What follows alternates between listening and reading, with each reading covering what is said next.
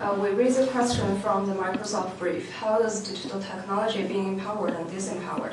We choose this because digital technology is powerful and we want to see how people engage with it, how technology implicated people differently, how technology controls things.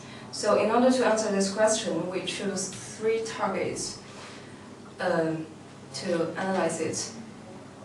Government digital service, digital technology and space, and technology with individual productivity. And we did this in the method of survey, data mining, and experiments, which will be demonstrated in the next 3 sections. There are 2 methods in addressing government digital service. The first one is survey. By analyzing 20 answers from the questionnaire, most people find this digital service is basically clear, and they can solve problems in the website, but still 3/4 of people would like human-to-human service. And these are some issues in this website as well, such as wrong information and unclear navigation. The second one is data mining from Reddit and GitHub. This is a data visualization of the most discussed topic about gov.uk in Reddit.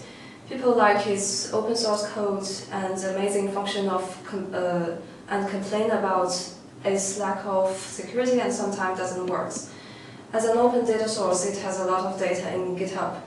There are 341 wikis, 44 people engaging with it in 10 program languages. And there are some, these are the most active projects in GitHub, like front-end, Smart Answer, and APIs. So here's the results. Even people find digital technology really worked, they still want human-to-human service sometime. This digital service is an open source platform that can empower people in the way of secondary development and enable people in the community to empower each other and learn from each other. When discussing the method we use, the strength of survey is to directly collect a subjective view of how users feel about digital service. However, the number of our survey examples is not enough, and it cannot tell us why they prefer human-connected service than digital service. In our data scraping part, it is comprehensive evaluation of the government digital service, but the data may contain some subjective factors. Therefore, if improving our research method, we should increase the number of our survey samples and strengthen our questionnaire to find the reason behind our users' experience. In this part, we have mapped the digital technology in the LeetLaw library, and this is the plan of the LeetLaw we created.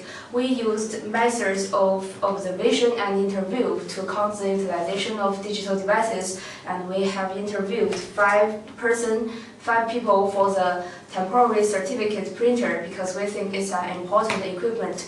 Finally, we draw the conclusion that technology can only empower a limited group and also its functions are not fully utilized.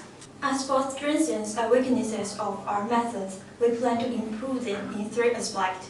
Firstly, we plan to focus on the operation of group room booking system and the usage of booking machine, and do interviews with about 20 subjects. Secondly, continue observing the LeetLaw library. We plan to extend our research time to 1 week and get more accurate data. Thirdly, we plan to map other libraries like Leeds Library, which is public, and can help us make a comparison with the LeetLaw library, which only open to limited group. Now, in order to explore the mobile phone as one of the most common technology products, whether to empower people's daily lives, our group decided to map a day without a phone. We tend to find out whether our daily life is fully controlled by the digital technology. What if we experience the day without these tags? Before the experiment on the second day, we plan the schedule and select the next ordinary day to observe whether it will have any impact on people's lives without a phone. By contrast, one of the first major problems we can find without phone is that loss of sociability.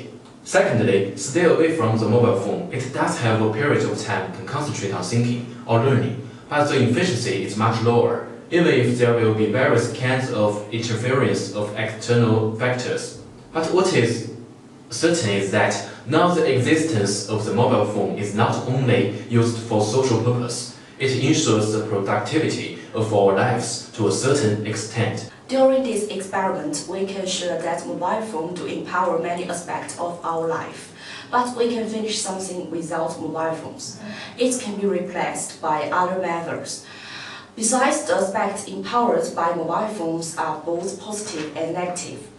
Sometimes it can help us improve our productivity of our life, but it also bother our life. In next step, we will improve this method. Firstly, we will add a control group, record mobile phone using during a period, and increase the number of experimental subjects. Secondly, we will let experiment subjects make a video that every day to record their feeling about this experiment. We can find similar points from their words. So far, we can come to a conclusion that how does digital technology empowered and disempowered? That is, firstly, technology not only empower people in the way of what it is designed to be, also can empower them in the way of secondary development, and people matters in technology.